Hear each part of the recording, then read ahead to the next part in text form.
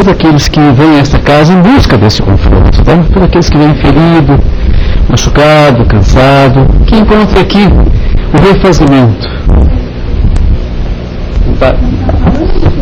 Não está falando por quê?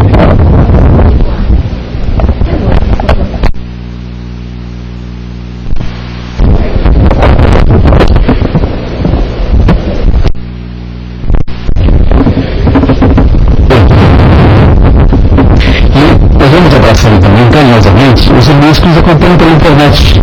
É por isso que nós usamos essa plataforma, né?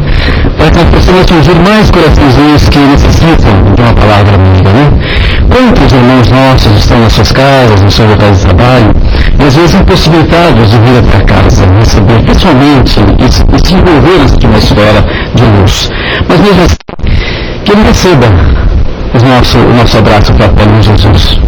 Meus queridos, a nossa casa, em 2012, continua a todo vapor, recebendo nossos irmãos todos os dias da semana, né? Exceto na sexta-feira.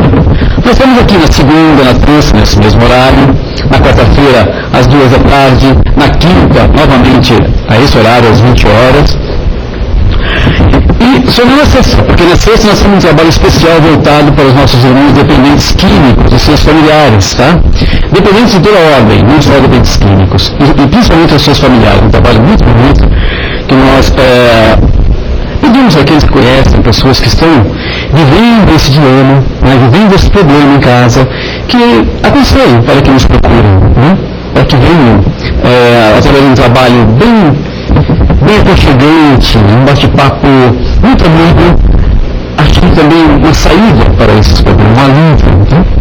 No sábado nós continuamos aqui às 15 horas. 15 horas é um horário novo, hein, para aqueles que não estão acostumados. 15 horas estamos aqui também com palestra e passes e tudo. E no domingo às 10 da manhã, perfeito? Os cursos já começaram, todos os nossos cursos de primeiro ano de doutrina básica, ensino básico do Espiritismo, já começou em fevereiro. Primeiro ano, quarta-feira, de quarta-feira a partir das 20 horas, 1h30 puxada, tá, de aula.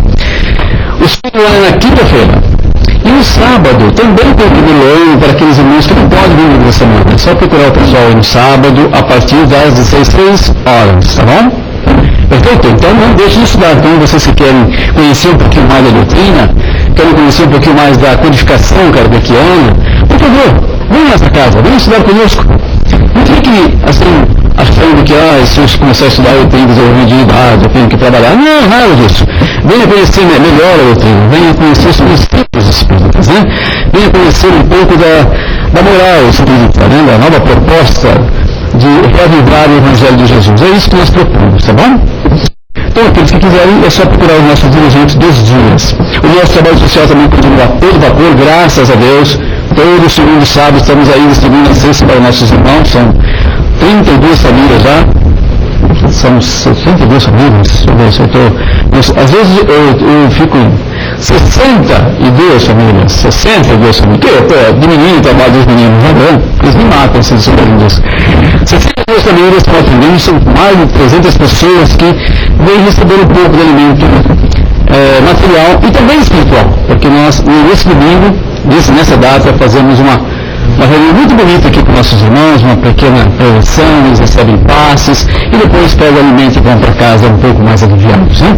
Então, todos convidados também, vocês que contribuem com esse trabalho, preciso que vocês contribuem com alimentos não perecíveis, então estão convidados a assistir o trabalho, tá bom? Não só contribuir, mas vem aqui também um dia participar, é muito gratificante, perfeito?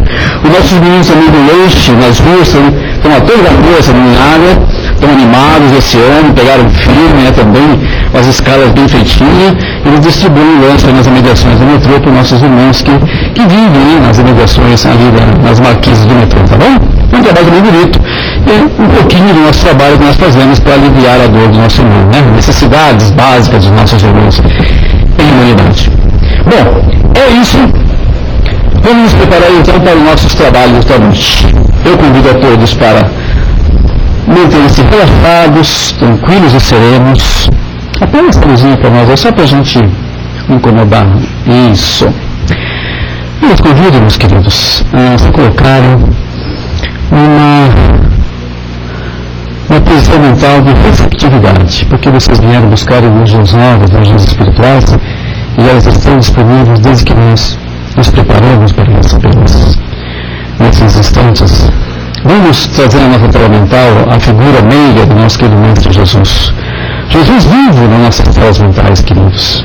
É Jesus com seus braços abertos, sorrindo para nós, como nos convidando para um abraço carinhoso.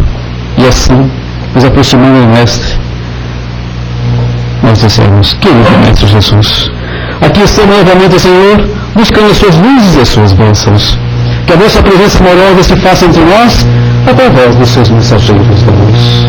Queridos mensageiros de Jesus, sejam conosco nesta noite, nos amparando, nos dando toda a sustentação para os nossos trabalhos de assistência aos nossos irmãos necessitados, sejam aqueles que estão na carne, sejam os que estão no enraizamento.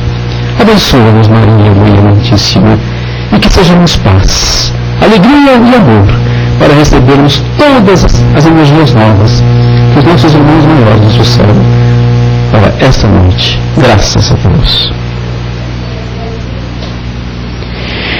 E assim, recompostos, bastante alegres e contentes por esse Espírito que vai nos animar nessas reuniões, nós vamos prestar bem atenção na palestra do nosso querido amigo, que está aqui entre nós hoje, o Amir, com muito carinho também.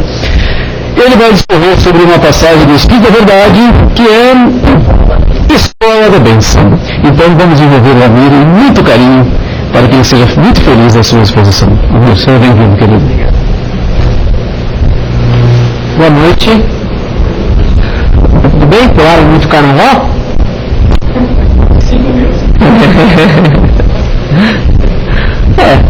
Não tem nada de mal, né? Se não cometer excessos, não ficar doidão, então é um prazer estar aqui com vocês, é o convite da casa mais uma vez. Hoje é um texto muito pequenininho aqui da Meimei, Escola da Bênção, né? Onde eu acho que compensa até ler aqui, porque é bem pequenininho e é bacana.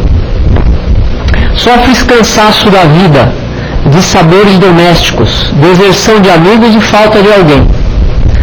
Por isso acordaste sem paciência tentando esquecer. Procuraste espetáculos públicos que não te distraíram. E usaste comprimidos repousantes que não te anestesiaram o coração.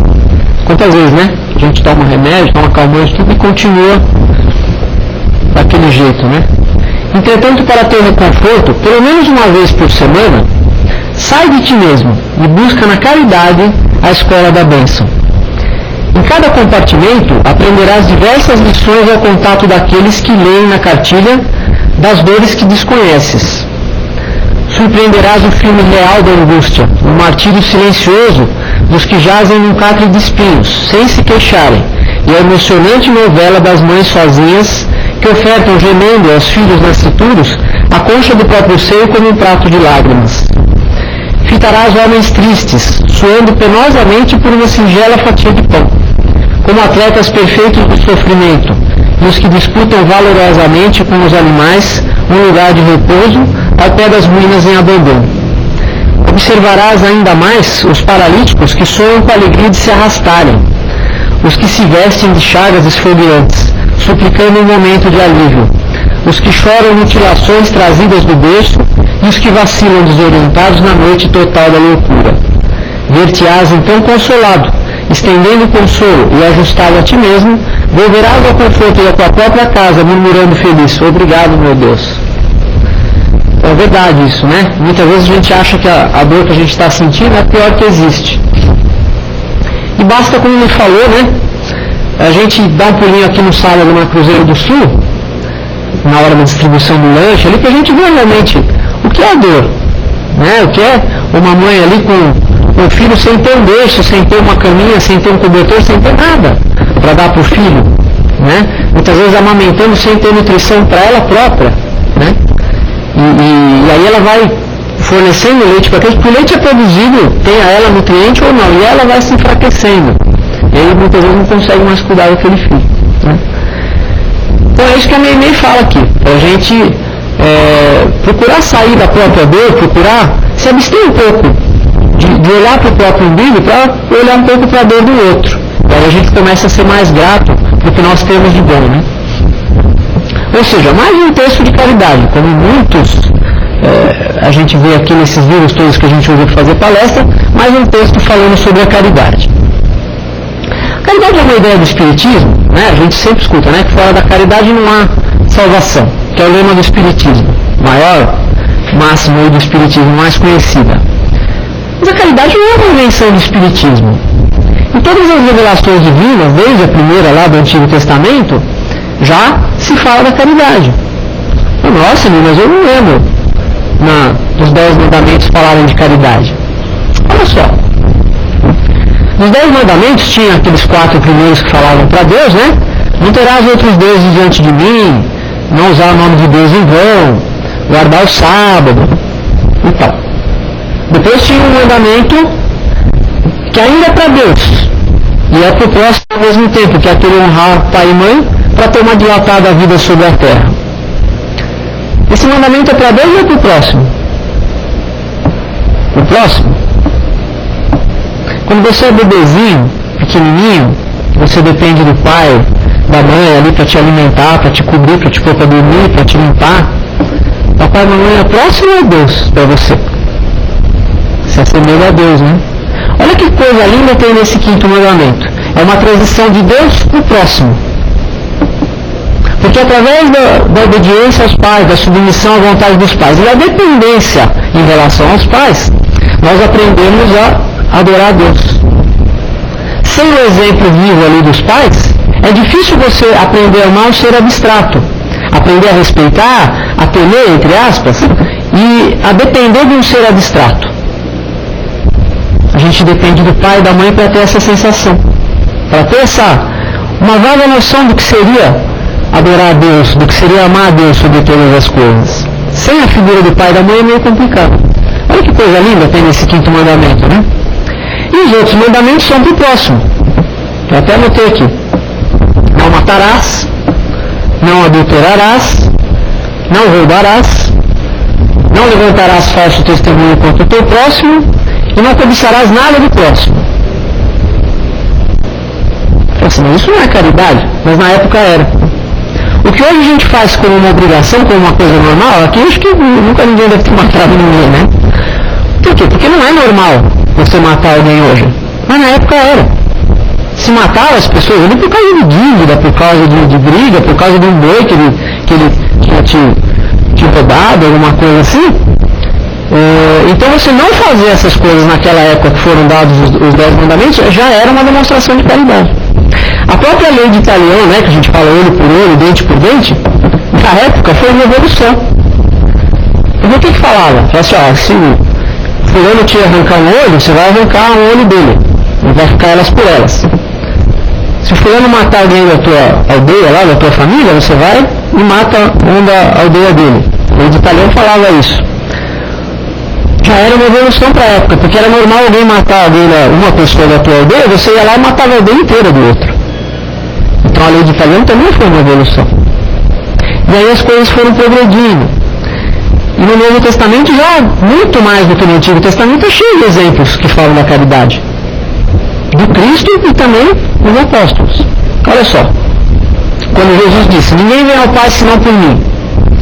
Quem estava dizendo? Que você tem que se dizer cristão para ser salvo, para ser evoluído? Não. Que você tem que praticar o que ele praticava.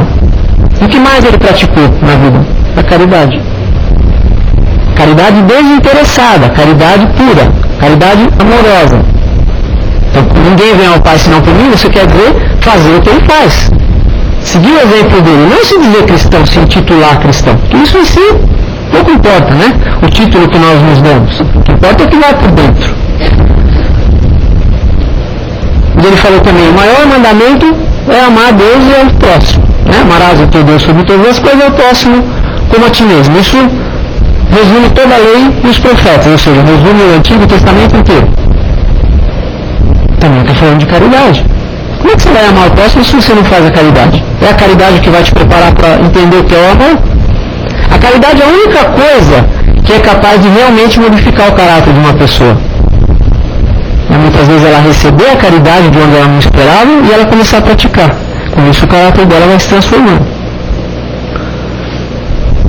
Outra passagem aqui, ó. Quem quiser ser o maior no reino dos céus, seja aquele que serve. Quem se fizer humilde será exaltado. É isso? E aquele que se exaltar será humilhado. Então, quanto mais nós servimos, ou seja, nós fazemos a caridade para o próximo, mais nós seremos exaltados espiritualmente, na nossa evolução.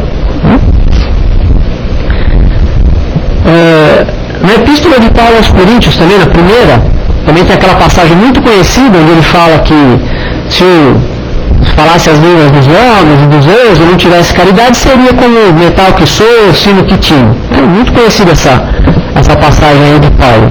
E ele fala ali que permanecem a fé, a esperança e a caridade. Mas dessas virtudes a maior é a caridade. Obrigado, Caetano. Mas dessas três virtudes, a fé, a esperança e a caridade, a maior delas é a caridade. Isso tudo está no Novo Testamento. Então os exemplos foram se multiplicando. O exemplo talvez mais forte da caridade ali no Novo Testamento é quando Jesus conta aquela passagem onde ele fala da separação do joio e do trigo, das ovelhas e dos bodes. Onde ele fala ali que o Senhor, o rei, viria e separaria aqueles que estariam esperando o seu julgamento, né? Colocando as ovelhas, né, à sua direita e os bodes à sua esquerda, conforme tivessem ou não exercido a caridade. Mas ele falou com essas palavras, né? Ele falou mais ou menos assim: as ovelhas, passai à direita, porque tive fome e me destes de comer, tive sede e me destes de beber, estive nu e me vestistes, estive na prisão e fostes me visitar. O que quer dizer isso? Caridade. Falei, mas quando, Senhor, que nós fizemos tudo isso por você? Eu falei assim: cada vez que fizestes isso a um daqueles pequeninos, a mim fizestes. Então o que ele está dizendo ali? Que para você ser salvo, você não tem que se intitular cristão, você não tem que se intitular judeu, que era a religião deles na época, você não tem que se intitular nada, você tem que exercer a caridade. Mesmo nós espíritas, muitas vezes nós dizemos, eu sou espírita, eu faço caridade, tá? Tem muita gente que não diz ter religião nenhuma, e às vezes é mais caridoso do que nós. É isso que realmente importa, é a salvação pela obra, não a salvação pela graça, pelo título, pela religião, pela crença. A salvação pela fidelidade aos ensinamentos de Cristo, fidelidade aos exemplos dele. Né? Nós não podemos restringir, quando a gente fala de caridade, isso ao círculo das pessoas que nos comungam da religião.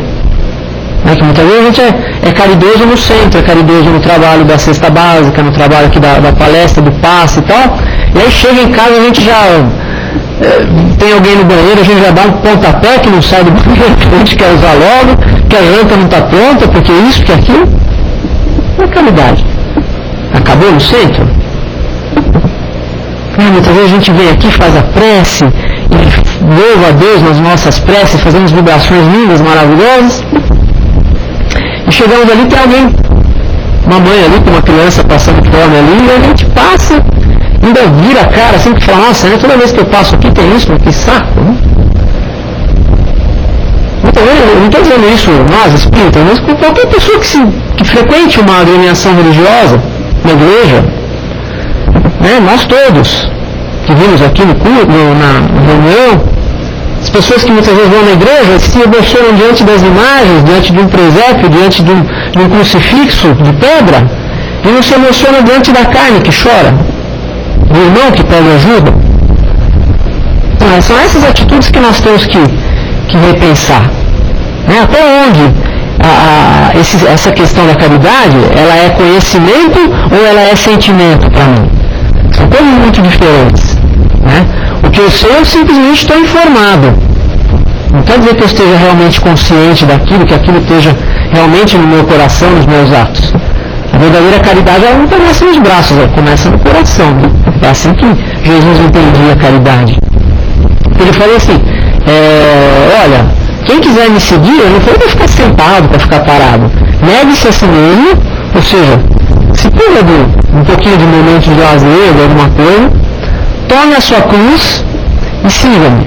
Ou seja, não espere fazer o bem para ninguém sem dificuldade. Toda obra do bem conta como oposição. qualquer que seja ela, seja a caridade de doar coisas, de assistir alguém no centro, ela tem opositores, encarnados e desencarnados. Muitos desses opositores simplesmente se sentem incomodados por alguém que está fazendo alguma coisa de bom, porque ele gostaria de estar fazendo, mas muitas vezes essa questão da caridade ainda não tocou nas fibras mais íntimas do coração, e aí aquela pessoa que está fazendo faz ele se sentir mal. Por isso que muita coisa que é feita pelos espíritas e pelas outras pessoas são criticadas. Você vê a Madre Teresa, por exemplo, uma vez ela foi criticada porque estava distribuindo comida, estava fazendo distribuição de alimentos. Falei assim: olha, mas vocês estão dando peixe pronto, não seria melhor vocês ensinarem a pescar? Como se fosse aquela coisa, sabedoria mais pura, né? E ela simplesmente, na simplicidade dela, na tranquilidade dela, ela respondeu para assim: olha, a gente até gostaria de ensinar a pescar, mas as pessoas que vêm receber esse tipo de ajuda que nós estamos dando aqui, não conseguiriam nem segurar a vara de pescar. Como é que nós vamos ensiná-los a pescar, então? E isso nos leva a pensar uma coisa: caridade é só dar coisas? O que vocês acham? Não é, né? Caridade não é só dar as coisas. Dar coisas, dar dinheiro, dar comida, talvez seja a forma mais pobre de caridade, a forma mais simples. Mas ela também é necessária, porque não adianta você pegar com uma pessoa que está morrendo de fome e querer ensinar a computação para ela, querer pregar o evangelho. Você não vai conseguir. O estômago fala mais alto que a tua voz. Talvez a hora que ela estiver alimentada, que ela tiver com as suas necessidades básicas mais ou menos assistidas, ela consiga prestar atenção no que você quer ensinar para ela. Por isso que ela se faz necessária também, essa caridade material, né? Embora seja a forma mais pobre de caridade. Além dessa forma de caridade, como nós podemos ser caridosos? Muitas vezes você silencia ante uma ofensa, pode ser uma forma de caridade. Você dá um sorriso para uma pessoa, pode ser uma forma de caridade. Você repreender muitas vezes uma criança, uma pessoa que está ali para aprender com você, é uma forma de caridade. A gente às vezes acha que não, né? Pensa, não, meu filho, ele tem que ter tudo que eu não tenho, que eu não tive, né? Tudo que eu não tive, eu quero que meu filho tenha, tudo que eu não pude fazer, eu quero que meu filho faça.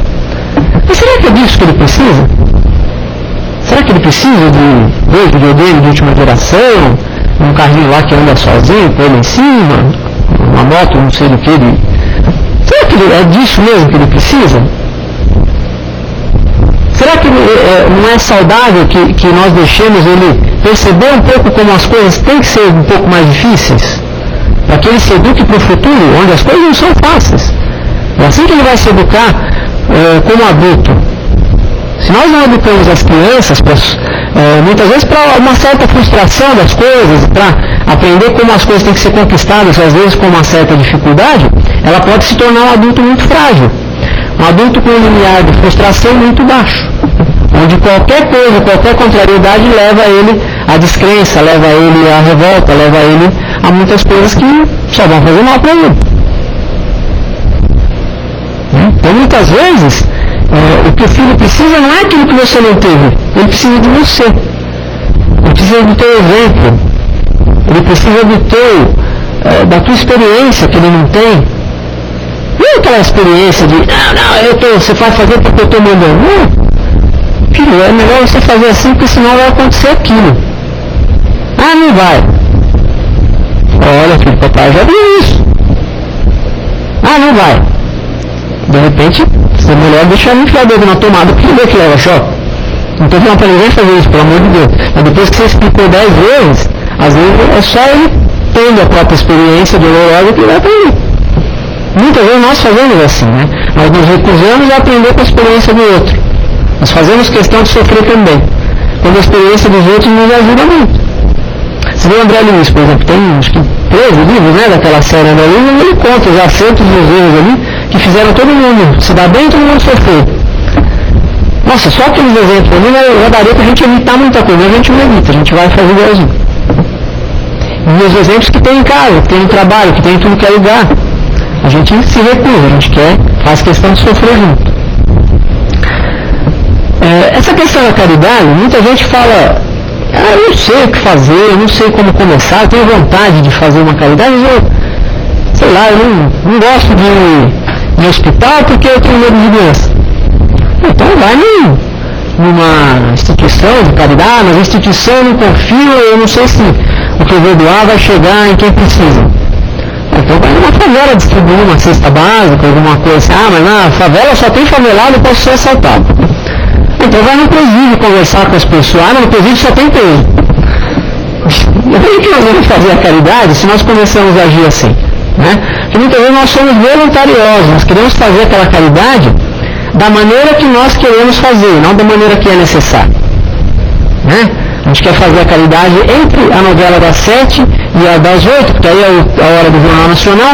Se não tiver muito calor, para a gente não ficar muito suave, se a gente for distribuir a cesta básica, a gente prefere que a pessoa vá buscar em casa, porque já que é para ela que faça o esforço, né? A gente não pode ajudar ela a levar e tal. Então, nós temos que nos conscientizar que a caridade, muitas vezes, não é nós que decidimos o que tem que ser feito. Né? É lógico que dá para a gente escolher, porque tem tanta coisa para fazer que dá para escolher. Mas a caridade é o que a pessoa precisa. Será que não tem ninguém no nosso trabalho, muitas vezes, precisando de alguma coisa? Não material, às vezes precisando de uma conversa, precisando às vezes até de um elogio. Tem gente que se esforça, nunca foi reconhecida por ninguém. Isso é uma forma de caridade. Se caridade fosse só dar coisas, ela estaria restrita àquele que tem coisas para dar. E aí ela seria mais privilégio dos ricos do que dos pobres. E Deus não seria justo se o que ele disse é necessário para nos salvarmos fosse privilégio de alguma classe. Então isso é a prova de que a caridade não necessitar necessariamente bom. Não necessita de coisas, muitas vezes, para ser doadas. Ou de dinheiro. Caridade, muitas vezes, pode ser sinônimo de doar-se, e não de doar alguma coisa. E é difícil. Não adianta a gente achar que é fácil. Eu mesmo participo de algumas dessas distribuições de sábado, né? Então está tudo bem ali, enquanto está tudo correndo bem, a gente está legal e tal. Mas muitas vezes na hora que vem alguém com uma criança no colo ali, com o nariz cheio de ranho, e quer pegar na gente, sujar a gente, joga leite em cima da gente, uma coisa assim, você já fica nervoso. Isso também não é caridade, porque você foi lá para ajudar, eu vou ficar nervoso com a pessoa. E eu tenho essa dificuldade. Às vezes eu falo assim, não, eu quero fazer caridade, mas eu quero que saia tudo do jeito que eu estou pensando. E não sai. Muitas vezes não sai. Porque as coisas não são assim. Emmanuel falou isso, que ninguém espere fazer o bem sem dificuldade. Que ela conta com a oposição e com a dificuldade própria daquelas pessoas que muitas vezes estão naquela situação, porque se rebelaram contra a sua situação antes. Muitas vezes foram pessoas que se acharam melhores que as outras, que se recusavam. É muito claro perceber isso. Tem pessoas que se recusam a pegar uma fila numa distribuição dessa, que querem ser atendidos antes dos outros. Xingam, se revoltam. E tem pessoas ali que na mesma situação dela abençoam, perguntam se a gente precisa de ajuda e tudo. Com isso fica muito claro perceber a pessoa que está em expiação e a pessoa que está em prova. Muitas vezes. Não sempre, mas é um indicador. É a pessoa que está se revoltando contra aquela situação, muitas vezes está colhendo. E a pessoa que está suportando aquilo de uma maneira resignada. Ou seja, é a última vez que ela vai passar por aquilo, provavelmente. Porque ela já está encarando as coisas de uma outra maneira. Muitas vezes nós queremos ainda persistir nos nossos erros, persistir no nosso ego ainda muito forte, porque ainda não está doendo o suficiente. Né? O Evangelho segundo o Espiritismo tem uma mensagem que fala nisso. Fala assim, não vem se mortificar o teu corpo, mortifica o teu ego. Joga o teu ego lá embaixo para você se abrir para as coisas. E muitas vezes a gente vai até fazer caridade movido pelo ego. Eu quero fazer caridade, mas eu quero que todo mundo veja. Eu quero fazer uma caridade no centro, recebendo uma mensagem, recebendo um obsessor, mas eu quero que todo mundo fique parado olhando a mensagem que eu estou recebendo. A mensagem que eu estou recebendo eu não quero que ninguém critique. Eu estou ali por caridade ou eu estou ali porque eu quero ser reconhecido? Se eu estou ali, em qualquer forma de caridade, porque eu quero ser reconhecido, eu já recebi a minha recompensa. ele contente com esse reconhecimento, porque da parte de Deus não tem mais nada que ninguém esteja me devendo. O que nos move na hora de fazer a caridade? Será que nós conseguimos fazer a caridade para o rico, por exemplo? Muitas vezes nós queremos fazer a caridade para o pobre, por quê? Para provar que nós somos melhores que ele. E fazer a caridade para o rico, que muitas vezes se acha melhor que nós. É mais difícil chegar lá e fazer a caridade para ele, porque ele não vai se abaixar para a gente.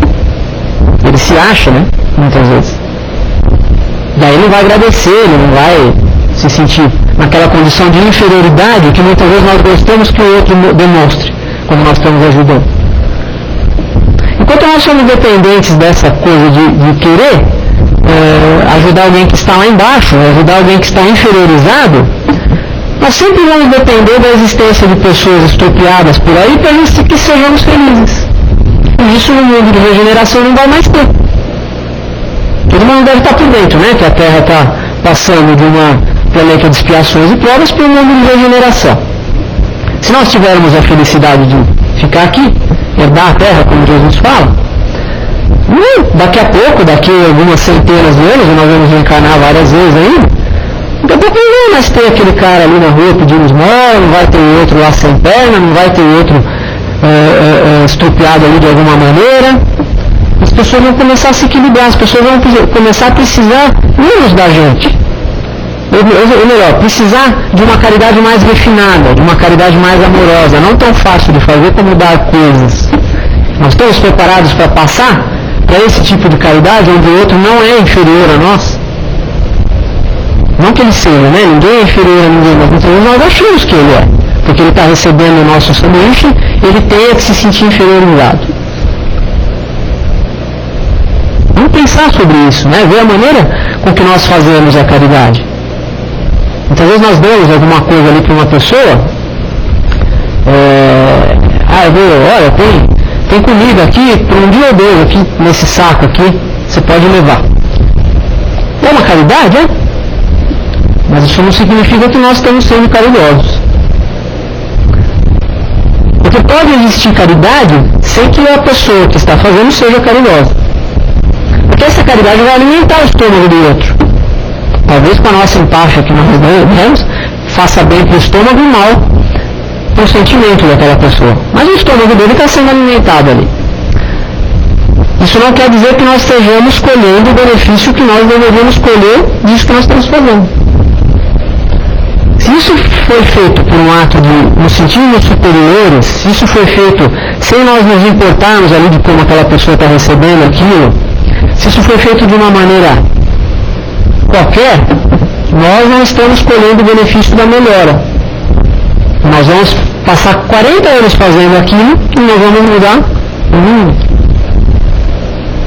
Então nos coloquemos na posição dessa pessoa, né? De muitas vezes ter que pegar um saco ali com um pouco de arroz que sobrou, um pouco de frango ali que sobrou no osso ali que não foi totalmente consumido, e a pessoa ter que pegar já é uma condição muito degradante. E aí muitas vezes a maneira com que nós fazemos isso faça com que ela se sinta mais degradada. Aí não tem pessoa caridosa, existe uma caridade, é uma benevolência que você está fazendo para a pessoa, mas não é uma caridade verdadeira, não é aquela caridade que vai nos mudar, que vai transformar o nosso caráter. Por exemplo, muitas vezes a caridade pede que nós nos façamos mais simples, coloquemos uma roupa menos espalhafatosa, pessoas que usam joias e coisas caras, retirem isso. E não é para não ser assaltada na hora, é para não ofender a miséria. Porque muitas vezes a nossa ostentação pode ofender a miséria do outro. Muitas vezes você vai, alguns trabalhos, os grupos vão na casa das pessoas para ver ali, né? Olhar as necessidades, quantas crianças tem e tal. E você chega nessa condição, a pessoa, a primeira coisa que ela fala para você é para você sentar e tomar um café. Você fala, nossa, não esperava. Ela vai te dar um café, muitas vezes uma caneca feita de lata, você vai sentar ali num sofá que ela muitas vezes pegou da rua, todo sujo ali, sedento. Se você tiver com uma roupa de seda, de linho, ela não vai se sentir bem que você sente naquele sofá dela. Então, muitas vezes, nós temos que descer do nosso pedestal para poder fazer a caridade verdadeira. Dizer muitas vezes para a pessoa que não é você que está dando aquilo, e você só veio levar, que você recebeu aquilo de outra pessoa e você só está ajudando na distribuição. Ela vai se sentir mais próxima de você. Ela não vai sentir que você é tão superior a ela. E ela vai receber aquilo com um sentimento melhor, com um sentimento mais alentador. Vamos dizer, quanto eu quero? Eu tenho aqui, papai? Quer 40? Mais 5 minutinhos. Então, assim, se nós estudamos o Espiritismo, se nós ouvimos palestra, vamos na casa espírita, tudo, e não temos a vontade ainda de fazer nada pelo outro, não precisa ser de uma maneira organizada, todo dia na mesma hora, tal, toda semana. Não, nós não temos ainda a vontade de colocar isso na nossa vida, essa caridade na nossa vida, alguma coisa saiu errada nesse estudo. Esse estudo virou só conhecimento, não virou ação. Ele está lá, ele está armazenado dentro de você. Mas para dar fruto, ele tem que se transformar em ação. É que você possa ser um condutor das bênçãos do alto. Tem uma parte do Evangelho que fala: aquele que tem mais se ligará e terá em abundância, aquele que não tem, até o pouco que tem ele será tirado, não é isso? Quanto mais você distribui, eu não estou falando só de dinheiro, de bens, eu estou falando de energia, estou falando de muitas vezes um consolo moral, um sorriso, uma alegria que você compartilha com o outro. Quanto mais você compartilha, mais você recebe. Isso vale, um exemplo muito franco disso é o passe. As pessoas que estão ali dando passe estão despendendo energias. Tem energia espiritual, mas tem também energia delas. Só que essa energia é reposta num nível superior àquela que ela doou pelos mentores. Aí ela recebeu uma energia melhor do que ela doou. Daí ela vai cada vez recebendo uma energia melhor e doando melhor, recebendo melhor e doando melhor. É isso que significa que você vai ter abundância. E aquele que não tem, por que ele vai ser tirado? Porque ele não multiplica. Ele não usa o benefício do outro. Então, para que multiplicar para ele? É melhor multiplicar para onde vai dar fruto. Então, todas essas parábolas do Evangelho, faz um conjunto que nós temos que entender como uma coisa só, não como coisas isoladas. Tudo isso faz um sentido. A doutrina espírita nos ensina a entender com mais facilidade, né? Essas metáforas que a gente usa muitas vezes. O trabalho de caridade, muitas vezes, ele pode curar até a obsessão, né? Rapidamente eu vou contar uma historinha aqui da época do Chico, que tinha um casal ali com uma filha que tinha um problema grave de saúde. E aquilo não sarava, ele levava no médico e nada resolvia o problema da menina. Aí levaram no trabalho do Chico. Eu realmente não lembro se foi o Emmanuel ou se foi o Dr. Bezerra de Menezes, mas um dos dois se aproximou do Chico e falou: olha, Chico, fala para esses pais aí, para eles fazerem um trabalho na caridade. E o Chico não entendeu direito, nossa, a menina vem aqui para se tratar, senão os pais fazerem caridade. Ele não entendeu, mas ele falou, seguiu a ordem do Espírito. E o pai pensou a mesma coisa, falou assim: nossa, eu venho aqui para ele curar a minha filha e ele não vai trabalhar. Médio é esse. Eu sei que eles acabaram, a menina foi se tratar, resolveram fazer um trabalho. Eles começaram a fazer um trabalho de alfabetização de presos dentro do presídio. E começaram aquilo de uma maneira meio forçada, assim, com o tempo eles foram pegando gosto pelo trabalho. Todo trabalho voluntário é assim, né? A gente vai pegando gosto, eles foram fazendo aquilo, até esqueceram da orientação do Chico. Começaram a fazer o trabalho realmente por interesse, por gosto. E a menina começou a melhorar. Nossa, né? Aí que eles se ligaram e falaram assim: nossa, o Chico tinha falado mesmo que isso ia acontecer. E voltaram lá no Chico para perguntar o que tinha acontecido. A menina curada. Aí o mesmo espírito se aproximou do Chico e falou: Chico, pode explicar para eles o que aconteceu. As mães desencarnadas daqueles presos que eles ajudaram queriam saber o que elas poderiam fazer pelo casal que estava ajudando os filhos delas, encarnados, ali presos, que elas não conseguiam mais ajudar. E a sua filha tinha um problema obsessivo. A doença dela era causada por obsessores que estavam lá na sua casa. Essas mães desencarnadas dos presos foram até a sua casa muitas vezes e foram doutrinando aqueles espíritos que obsidiavam a menina, de maneira que ela, ao longo do tempo, ela foi ficando livre dessa obsessão. Olha só. Então, ainda que eles começassem a fazer o trabalho de uma maneira forçada, isso foi beneficiando eles, foi beneficiando a filha deles, e a gente faz amigos no mundo espiritual. O Evangelho diz, né? Fazer amigos, ainda que com os frutos da iniquidade, da ignomínia. Isso quer dizer que ainda que nós comecemos a fazer alguma coisa pelos motivos errados, façamos o bem. Nós só temos a ganhar com isso, né? Nesse trabalho da caridade, você pode fazer muitas coisas. Você pode alimentar, você pode matar a fome, você pode ajudar a erguer uma pessoa, você pode fazer parar de chorar, você pode amar. É assim que nós vamos aprender através da ação, e não só do conhecimento, através da ação nós vamos aprender o que é o amor, como disse Jesus para nós. Muita paz a todos. Pessoal, temos 5 minutinhos. Pergunta para o amigo, eu sei que você tem muitas perguntas e quer fazer agora, não é verdade? Então vamos lá. Quem quer ser o mesmo?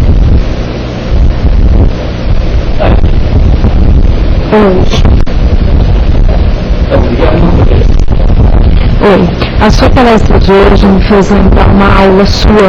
Uma aula minha? Uma aula sua. Que foi exatamente sobre a caridade, coincidiu no assunto. Em que você expôs uma historinha de um pai que levou o filho com um saco de maçãs até um hospital de leprosos, era isso? Uhum. Essa historinha, eu fiquei, enquanto você estava, eu estava lembrando daquela história que até de maneira desastrada, a pessoa só pode dar aquilo que ela tem, né? Não ultrapassa isso. Essa historinha você pode contar melhor do que eu? Não, pessoas que muitas vezes vão em hospitais, em asilos e tudo, e muitas vezes levar alguma coisa, né? Se nós formos conhecer realmente essas casas, a maioria delas não está precisando de muita comida, de muita coisa. Muitas vezes a pessoa deixa lá um saco de maçã, alguma coisa, se for um hospital de recém-anos, por exemplo, a pessoa não quer chegar menos de 100 metros daquilo, né? Aí ela deixa a maçã ali e sai correndo. Muitas vezes faz mal para a pessoa, porque a pessoa muitas vezes não está precisando de maçã, às vezes ela nem gosta de maçã, né? E a gente vê essas pessoas muitas vezes saírem e falar uma para a outra, olha, como é bom a gente fazer a caridade. Mas você nem sabe se o outro quer maçã, se o outro gosta de maçã, qual é o nome dele, por que ele está lá. Fazer a caridade verdadeira dá trabalho. É lógico que entre nós fazermos alguma coisa assim, distribuir alguma coisa, olhar na cara do outro e não fazer nada, é muito melhor fazer o bem. Né? A gente nunca vai perder de fazer o bem, é mérito em relação à justiça divina. Mas isso não quer dizer que nós sejamos caridosos. Ser caridoso é realmente se doar um pouco.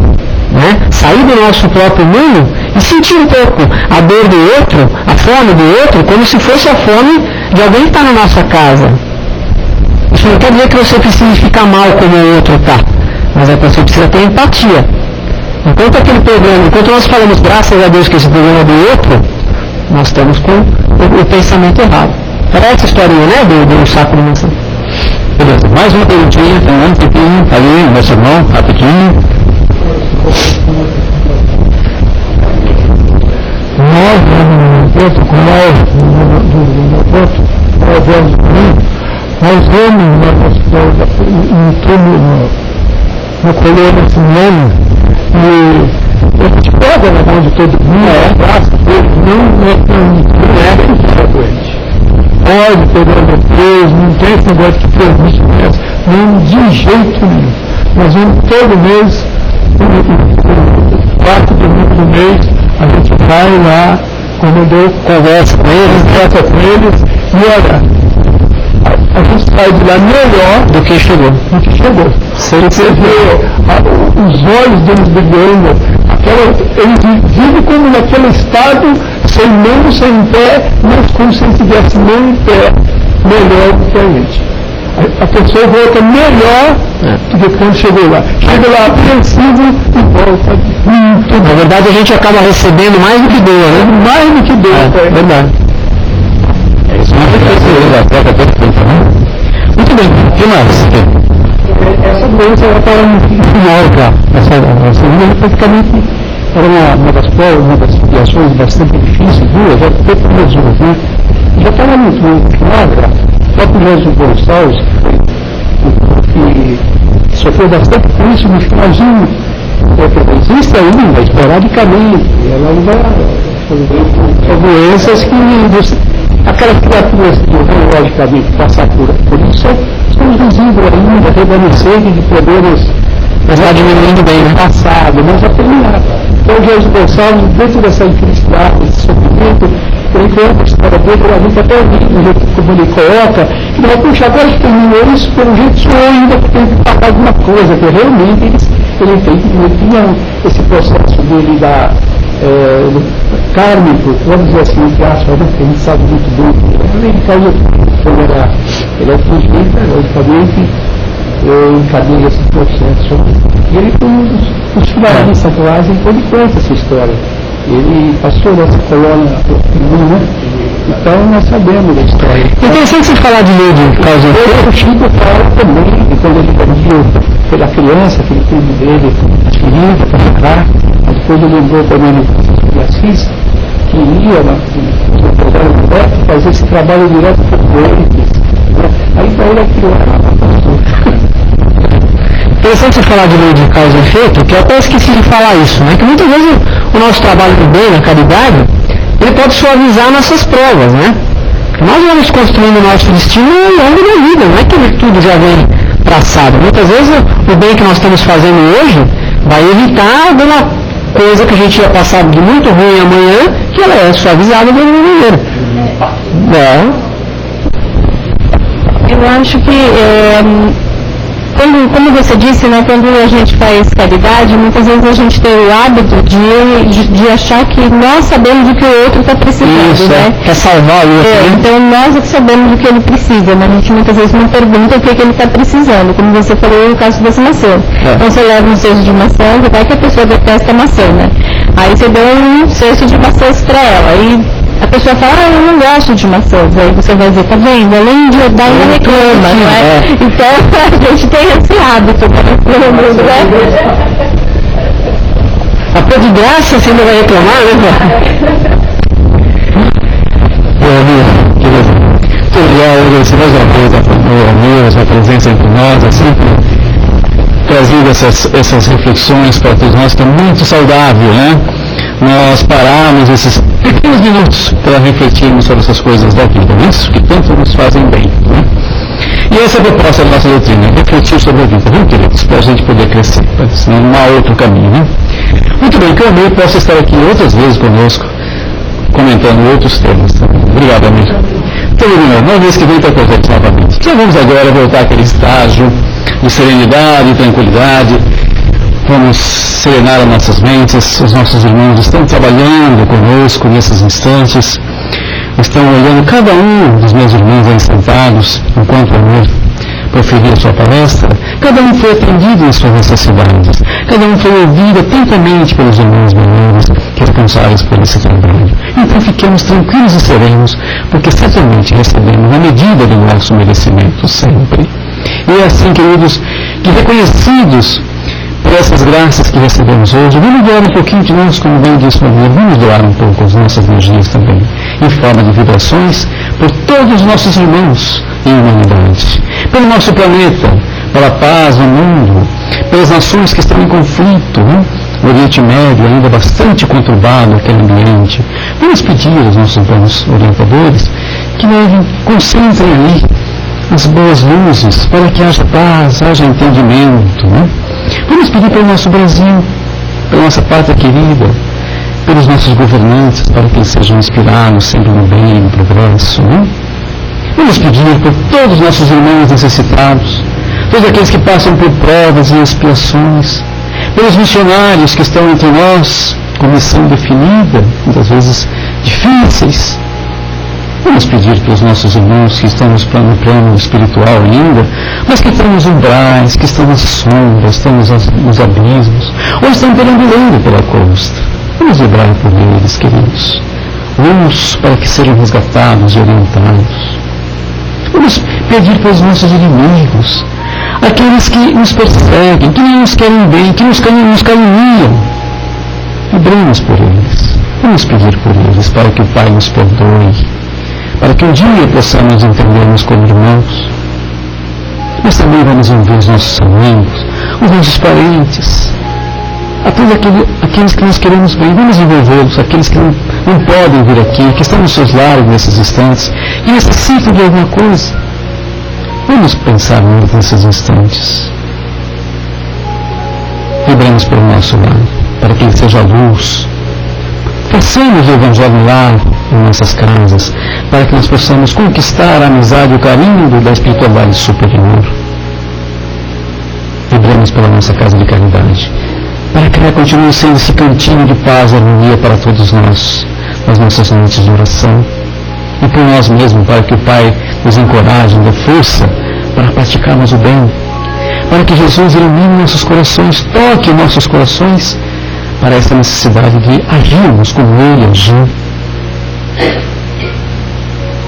para que sejamos paz, para que sejamos harmonia, para que sejamos saúde e felicidade, graças a Deus. E assim, meus queridos, profundamente agradecidos aos nossos irmãos espirituais que nos tentaram os trabalhos nessa noite, pedindo licença para encerrarmos essa parte dos nossos trabalhos e rogando a assistência para os passos que vão começar agora. Que Jesus continue em nossos corações hoje e sempre, e que o Pai ilumine nossos passos, nos tornando fortes para fazermos o que temos que fazer agora e sempre, que assim seja.